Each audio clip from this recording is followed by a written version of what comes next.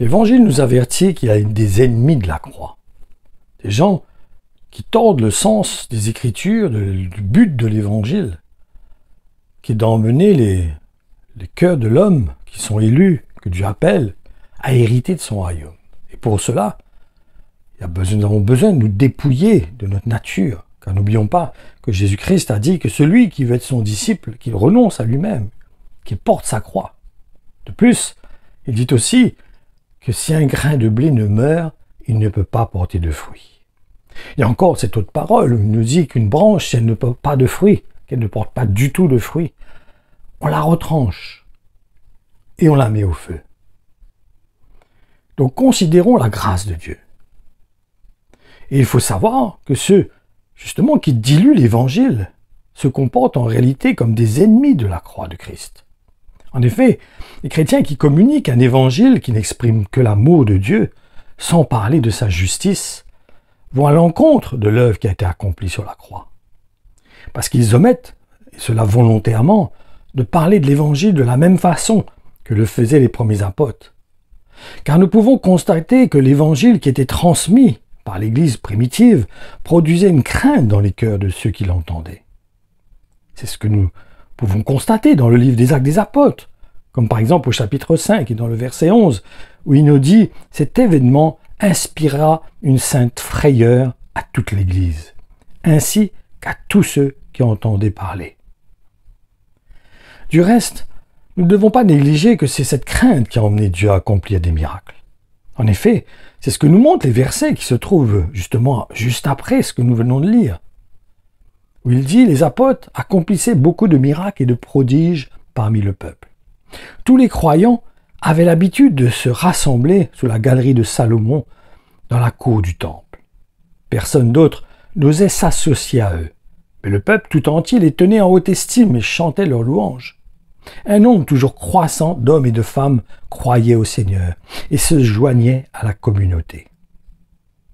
Et c'est donc dangereux d'occulter la justice de Dieu comme celle qui a été exercée envers Ananias et Saphira, ou encore quand l'apôtre Paul a livré un frère de l'Église à Satan.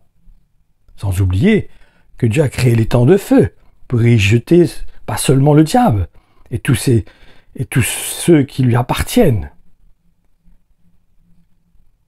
Mais nous devons comprendre que cet étang de feu est aussi réservé pour ceux qui ont résisté à l'appel de Dieu. En effet, il serait vraiment dangereux de mettre sous couvert les avertissements qui se trouvent par exemple dans le livre de l'Apocalypse qui nous dit « Puis la mort elle-même et le séjour des morts furent précipités dans l'étang de feu, qui est la seconde mort. On y jeta aussi tous ceux dont les noms ne furent pas trouvés inscrits dans le livre de vie. » Cela est dans l'Apocalypse 20 au verset 14 et 15. Lisons maintenant le verset 10 de ce chapitre, qui nous dit « Le diable, leur instigateur, fut jeté dans les temps de soufre embrasé, et rejoignant la bête et le faux prophète pour subir des tourments jour et nuit pendant l'éternité. » Il y a encore ce verset qui se trouve toujours dans l'Apocalypse, au chapitre 21, le verset 8, qui nous dit « Quand aux lâches, aux infidèles et inconstants, aux dépravés, aux assassins, aux noceurs et adultères, aux idolâtres et adeptes des pratiques occultes, bref, à tous ceux qui s'écartent de la vérité, leur part sera l'étang ardent de feu et de soufre, qui est la seconde mort. » Ces paroles nous sont communiquées comme des avertissements à faire attention à ce que nous disons. Non, mais ne soyons pas à emmener les élus de Dieu dans de faux chemins, dans de fausses voies, dans de faux objectifs. Puis que réellement, nous puissions emmener le vrai évangile tel que les apôtres l'ont emmené, l'ont transmis, et qui a produisait une crainte, qui emmenait ceux qui l'entendaient à se séparer du monde, à abandonner leur ancienne vie, à abandonner toutes ces choses dont on vient de parler dans l'Apocalypse 21:8. Où les lâches, les infidèles, les inconstants, les dépravés, les assassins, les noceurs, les adultères, les idolâtres, les pratiques occultes. Donc toutes ces actions que nous menions avant, lorsque nous entendons l'évangile, cet évangile, si nous la transmettons de la bonne façon, doit emmener ceux qui l'entendent à se dépouiller de ces choses, à renoncer à ces choses. Autrement, ce n'est pas l'évangile. Si nous annonçons un évangile seulement où l'on parle que Dieu nous aime et qu'il nous accepte tels que nous sommes, ce n'était pas l'évangile que Dieu a prêché, que Jésus-Christ a prêché, et ni que les apôtres ont prêché.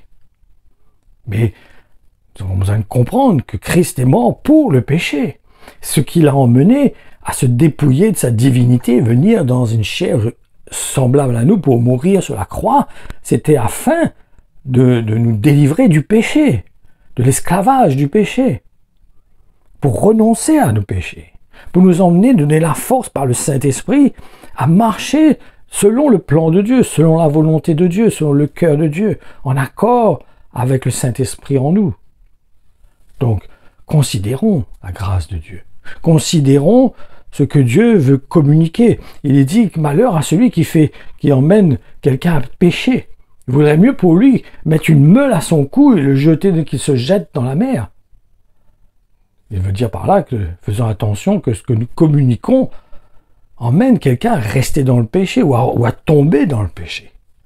Que nous ne soyons pas une occasion de chute, emmener quelqu'un à rester dans son état de pécheur. Parce que le Saint-Esprit, là, nous a été donné pour nous équiper, pour nous conduire à marcher selon la volonté de Dieu. La repentance, c'est la première base, la première démarche que nous devons faire lorsque nous nous convertissons. De renoncer au péché, renoncer à notre vie et de remettre la vie à Jésus-Christ, remettre notre vie à Jésus-Christ, lui faire confiance, placer notre confiance en lui pour qu'il nous conduise et nous emmène à marcher, à suivre ses pas, suivre ses traces, à prendre le chemin qu'il a tracé pour nous et prendre ce chemin que lui, c'est lui qui a tracé ce chemin. Nous avons besoin de suivre ce chemin. Voilà.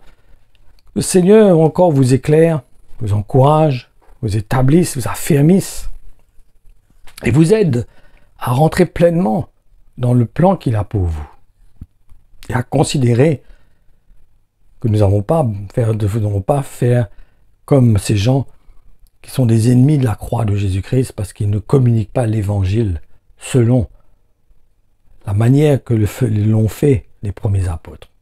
Voilà, soyez bénis. Je vous encourage à vous fortifier dans la grâce de Dieu. Amen.